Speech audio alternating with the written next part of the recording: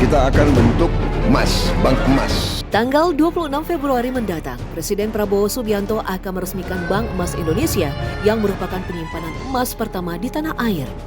Menjadi salah satu poin kebijakan Prabowo untuk transformasi ekonomi, kehadiran bank emas atau sering disebut sebagai bullion bank akan mampu mencegah cadangan emas Indonesia mengalir terus-menerus ke luar negeri.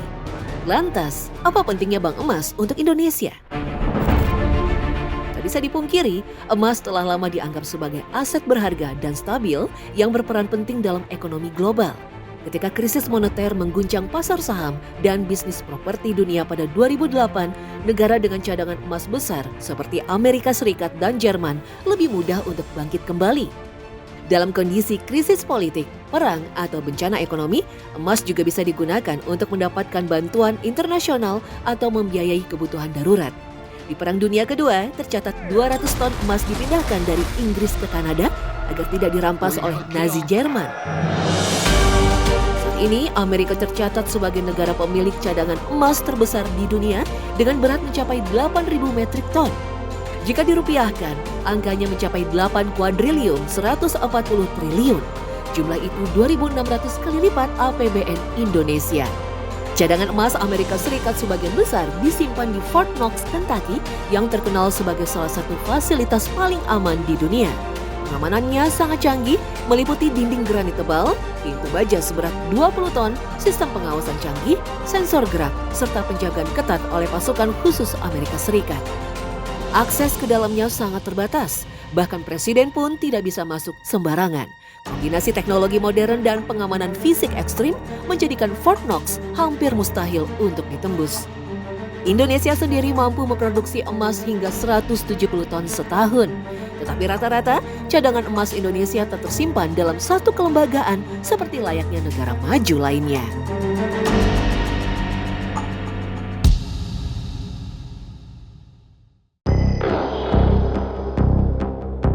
Ilegal, berbahaya, dan juga dituduh menjadi pencemar lingkungan. Inilah para gurandil.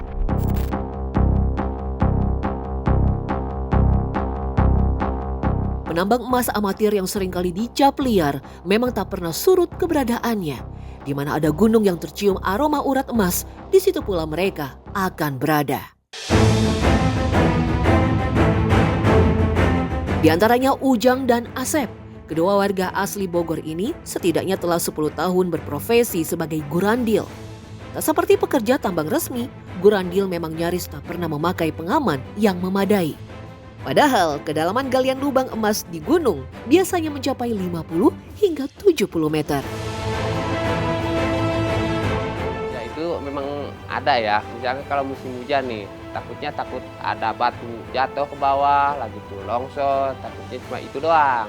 Kita kan kalau ada longsor kita kemana larinya gitu kan.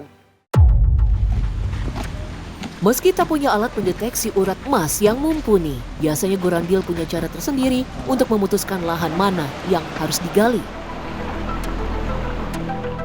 Mereka akan mengambil sedikit serpihan batu dan tanah dari titik yang disinyalir mengandung emas untuk kemudian ditaruh di atas piring dan diberi sedikit air.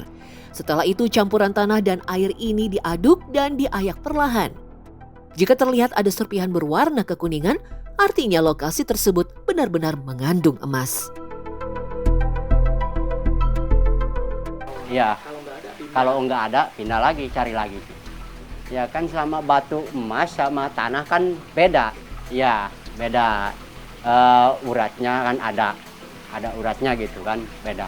Ya kayak batu karang, iya garis-garis. Nah, kita survei ada atau enggak. Kalau enggak ada, kita pindah lagi. Warnanya apa tuh?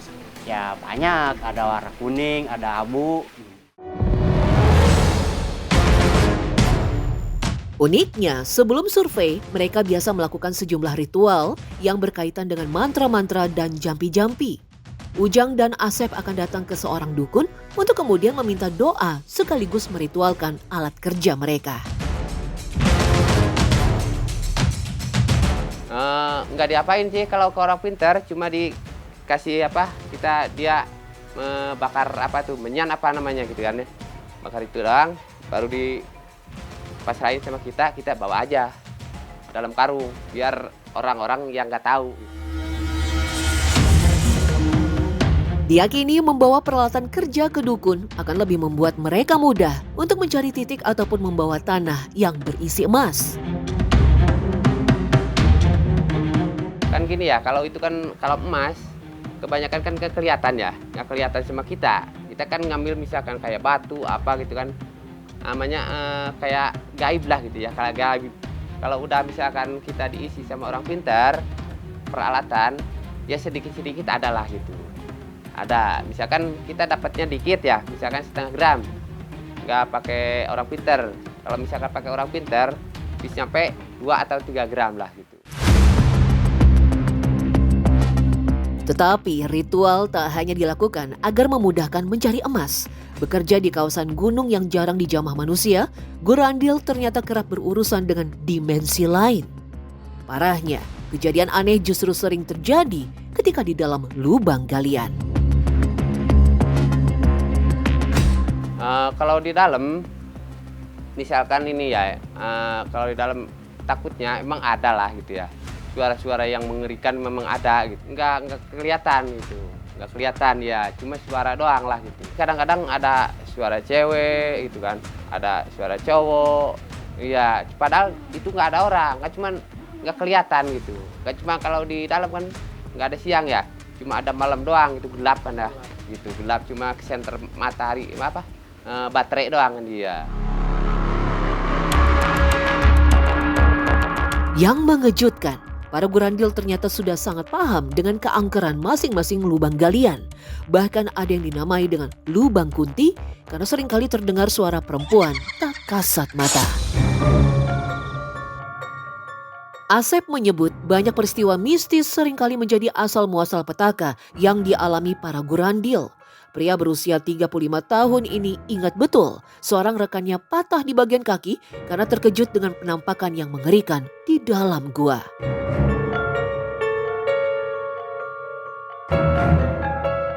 Pas dia lihat ke pinggirnya itu ada hantu yang nggak ada kepalanya.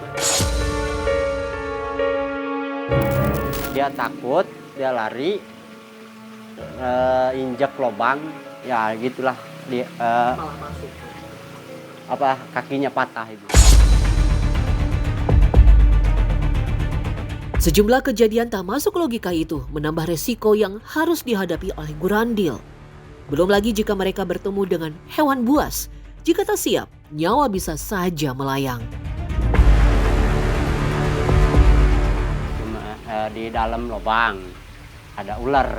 Saya nih lagi pas tidur sama teman-teman, pas ada ular lumayan besar lah ularnya. Teman kan ketakutan, terus dia lari masuk ke jurang, terus sampai mati.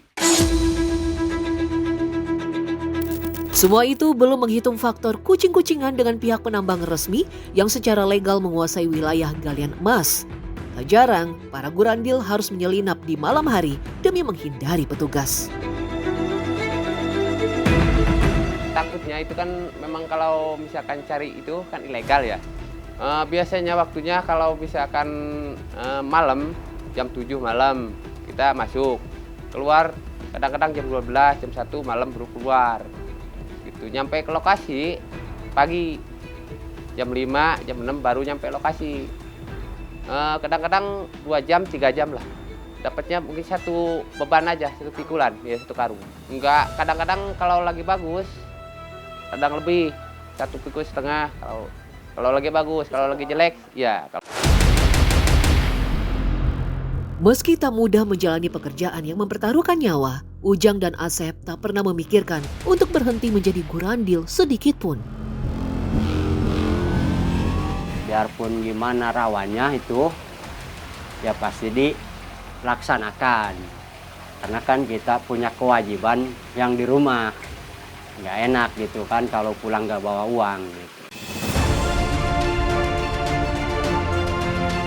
Terlepas dari segala tekad dan keberanian, sejatinya tak ada yang lebih mahal dan berharga selain dari keselamatan diri.